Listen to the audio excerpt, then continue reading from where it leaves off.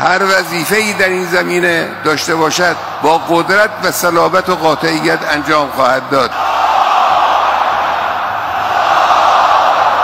তেহরানের একটি মসজিদে হাজার হাজার সমর্থকদের উদ্দেশ্যে ভাষণ দিতে গিয়ে খামেনি ইসরায়েলের উপর ক্ষেপণাস্ত্র হামলাকে জনসেবা হিসেবে উল্লেখ করেছেন।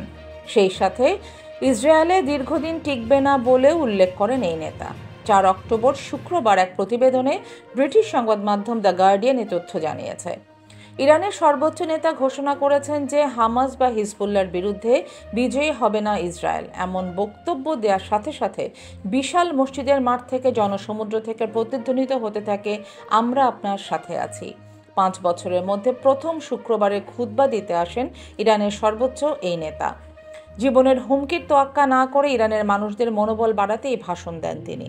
খামেনি জুম্মার খুতবায় আরও বলেন, আমাদের শত্রুদের নীতি হলো বিভাজন ও রাষ্ট্রদ্রোহের বীজ বপন করা, মুসলমানদের মধ্যে ফাটল সৃষ্টি করা। ফিলিস্তিনি, লেবানিজ, মিশরীয়, ইরাকিদের শত্রুর একজনই, তারা ইয়েমেন ও সিরিয়ার জনগণেরও শত্রু। আমাদের সবার শত্রু একই শত্রু, ইসরায়েল।